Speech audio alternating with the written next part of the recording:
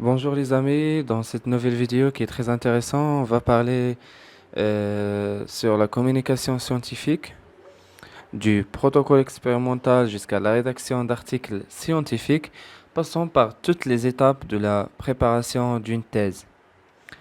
Voilà, donc l'objectif de cette vidéo est de familiariser avec les principes généraux de la communication scientifique.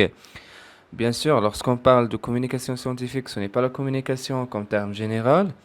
La communication scientifique commence par la communication affichée, c'est-à-dire les posters, et ça finit par la rédaction de l'article.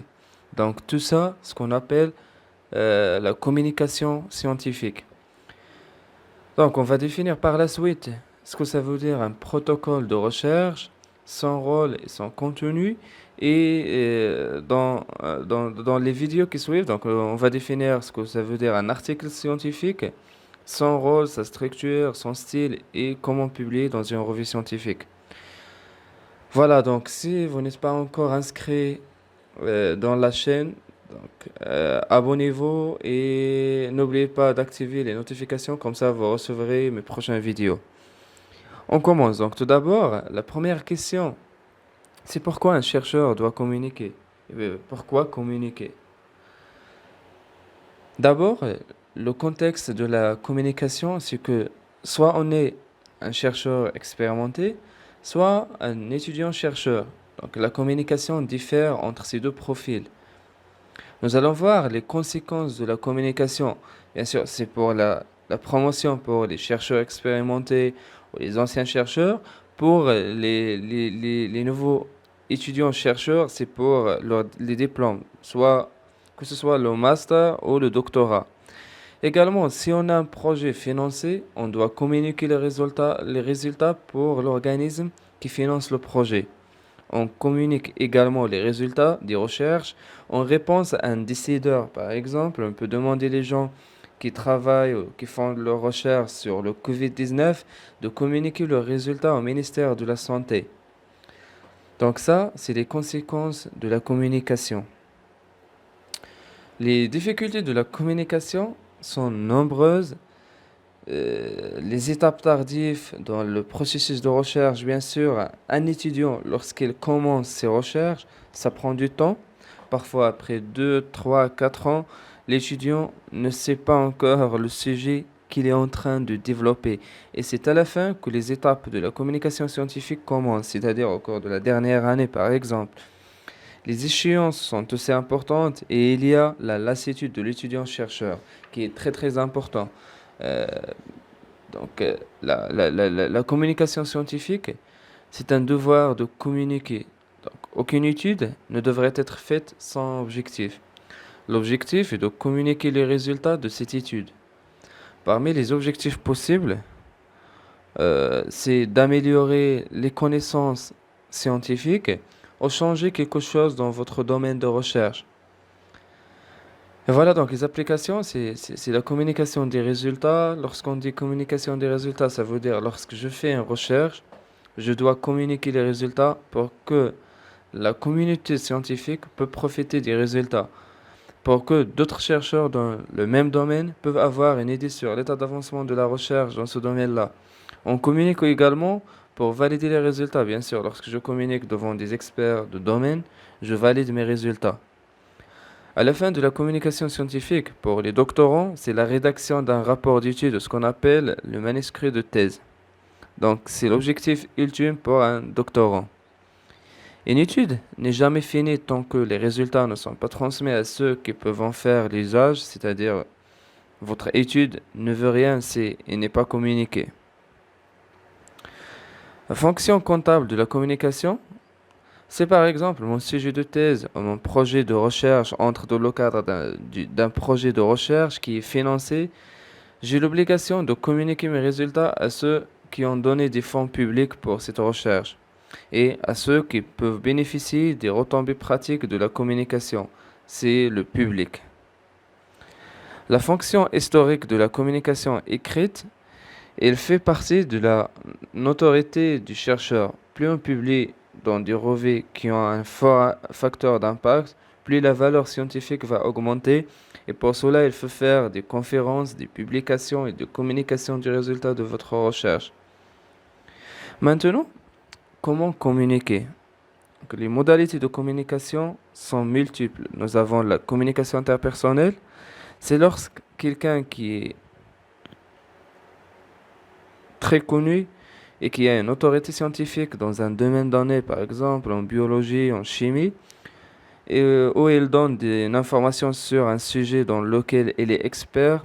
Dans ce cas, vous pouvez écrire en tant que référence dans votre thèse, en tant que communication interpersonnelle. Et pour faire une communication interpersonnelle, il faut celui qui communique l'information doit être quelqu'un de très connu. Et on peut faire une communication orale au niveau d'un congrès. Donc, les doctorants à partir de la deuxième, troisième année commencent à partir et à participer au congrès scientifique et on peut présenter une communication orale. Donc, je présente soit les résultats de mon travail, soit les premiers résultats du travail pour qu'ils soient discutés. Je peux aussi présenter ces résultats sous forme écrite ou affichée. C'est ce qu'on appelle le poster. C'est pas un poster, c'est une communication affichée. Et il y a la communication télématique. C'est ce qu'on fait maintenant. C'est ce que je fais moi aussi. Ce sont les communications à travers les médias, les réseaux sociaux, la télévision, etc. Mais qu'est-ce que ça veut dire une communication orale? Une communication orale, c'est une communication avec un temps fixe et limité. Dans un congrès, lorsqu'on vous invite, on vous envoie que vous avez une communication orale et vous avez 10 minutes. Si vous dépassez votre temps de la présentation, on vous arrête. Et bien sûr, le temps est très important dans la présentation. Il faut bien préparer parce que l'auditoire est captif. Il est composé des experts, des gens de votre domaine. Donc, tout ce que je vais dire doit être bien rapporté. Pour les étudiants-chercheurs, c'est un environnement qui n'est pas familier. On n'a pas l'habitude d'assister à tel événement. Donc, c'est un environnement qui est impressionnant pour les nouveaux chercheurs. La communication écrite est en général plus facile. Donc, le temps est variable. Je peux écrire ce que je veux dans le poster. Donc, théoriquement, la communication écrite est illimitée et l'auditoire est libre. Donc, bien sûr, les gens qui sont intéressés par votre travail, par votre communication affichée, donc vont lire le poster, tout simplement.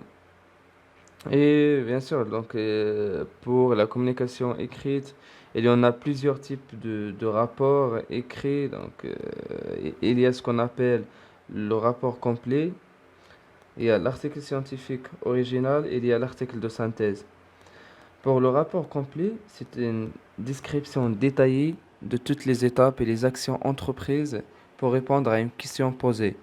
Le sujet de thèse, par exemple, c'est une question posée et le manuscrit que vous allez rédiger euh, va, au- va répondre à la question posée tout en décrivant les étapes euh, en détail.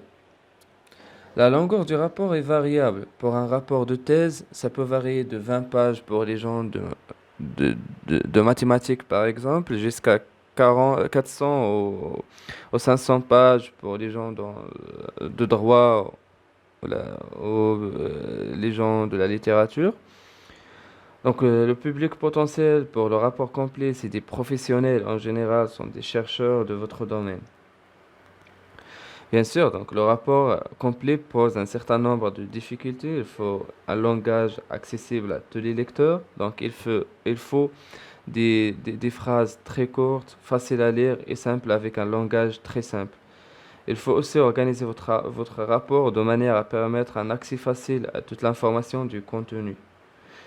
Les particularités des thèses, c'est que votre première expérience de rédaction, et il y a des exigences particulières des lecteurs.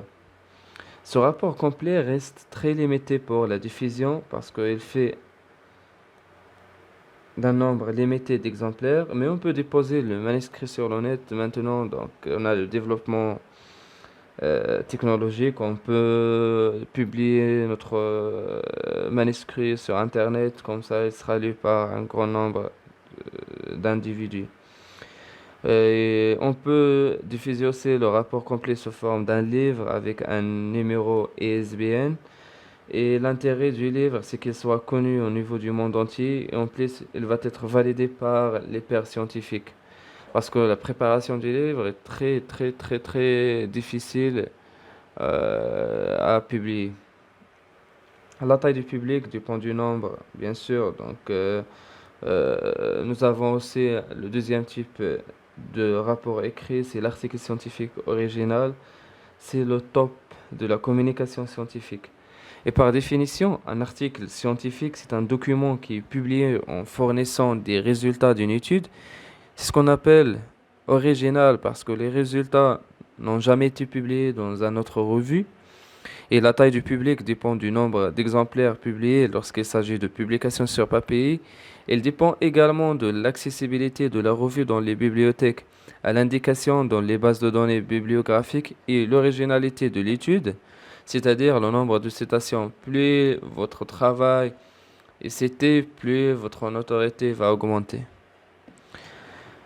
La notion d'originalité, c'est-à-dire c'est un article qui n'est pas publié et qui n'est pas soumis à un autre journal. Lorsque je postule pour une publication dans la lettre que je vais envoyer, je vais dire que ce travail n'a jamais été publié et n'a jamais été soumis à une autre revue. Et les exceptions de cette définition, c'est bien sûr donc, la présentation dans un congrès. On peut présenter notre travail dans des congrès. On peut le publier dans plusieurs langues à condition que la revue qui a accepté de publier votre article doit accepter de le publier dans différentes langues. Et bien sûr, on peut le publier vers différents lecteurs, c'est-à-dire pour les enfants, pour les médecins, euh, etc. Les implications du travail scientifique, c'est que la définition claire du public ciblé, donc je travaille en informatique par exemple, lorsque je veux publier mes résultats, je publie dans des revues spécialisées en informatique et non pas dans des revues de la biologie ou de l'économie ou de la chimie. Je dois informer du rédacteur de mes résultats. Le rédacteur en général ne va pas dire l'article en entier, mais dans la lettre que je vais envoyer pour soumettre mon article, je vais faire un petit résumé de mon travail. Je dis que mon travail est original parce qu'il traite telle problématique et j'ai suivi la méthodologie telle. J'ai obtenu tel résultat, donc un résumé d'une de mes pages maximum. Et il ne faut jamais faire des soumissions simultanées, c'est-à-dire de soumettre votre article dans plusieurs revues dans la même période. Les difficultés de l'article scientifique, c'est que sa longueur est réduite, donc 10 pages, entre 10 et 15 pages, etc. Il est critiqué par des pairs, c'est-à-dire des professionnels de domaine. Les variations de l'article original, il y a les actes de conférence, la lettre à la rédaction et le résumé publié dans des revues indexées. Donc voilà, je termine cette vidéo. Si vous avez des questions ou des remarques ou si vous voulez raconter, si vous avez déjà publié un article scientifique ou participé à une conférence ou à un congrès et vous voulez nous raconter votre expérience, vous pouvez les laisser en dessous dans la partie commentaires pour que les autres doctorants, c'est-à-dire vos collègues, peuvent bénéficier de ça et profiter. Et si vous n'êtes pas encore inscrit à la chaîne, inscrivez-vous et activez les notifications pour que vous receviez une prochaine vidéo. Je vous remercie et je vous dis à très bientôt à la prochaine vidéo. Au revoir.